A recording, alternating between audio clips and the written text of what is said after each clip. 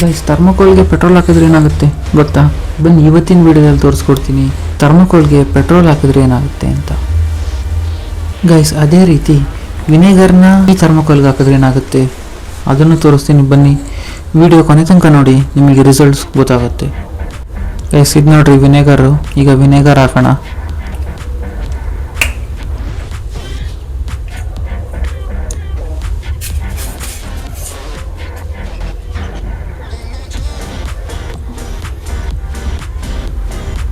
Guys, vinegar ಯಾವುದೇ ರೀತಿ reaction ತೋರಿಸ್ತಾ ಇಲ್ಲ.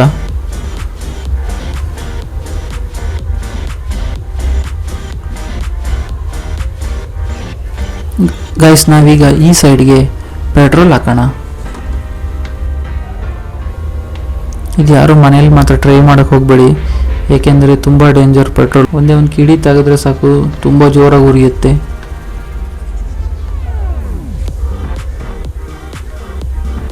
ಇಲ್ಲಿ ನೋಡ್ರಿ, ಒಂದು ಸ್ವಲ್ಪ ಹಾಕಿದ ಕೂಡ ಹೆಂಗೆ ತೂತಾಗೋಯ್ತು.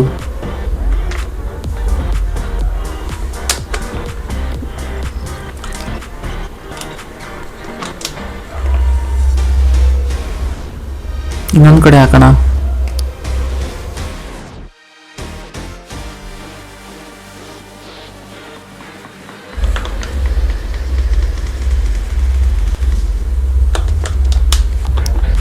ಗೈಸ್, ಪೆಟ್ರೋಲ್ ಮಾತ್ರ ತುಂಬ ಪವರ್ಫುಲ್ಲು.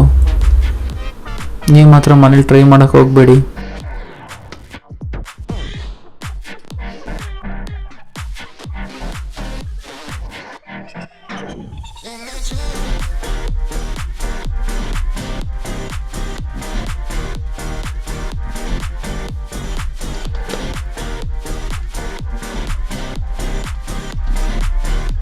ಗೈಸ್, ಇಲ್ಲಿ ನೋಡ್ರಿ ಇದ್ರ ಕತೆ. ಒಂದು 2 ಸೆಕೆಂಡು ಬೇರೆ ಥರ್ಮೋಕೋಲ್ ಮೇಲಿಟ್ಟೆ, ಅದನ್ನು ಕರಗಿಸ್ಬಿಡ್ತು. ಸೊ ಪೆಟ್ರೋಲ್ ಇದೆಯಲ್ಲ ತುಂಬ ಡೇಂಜರು.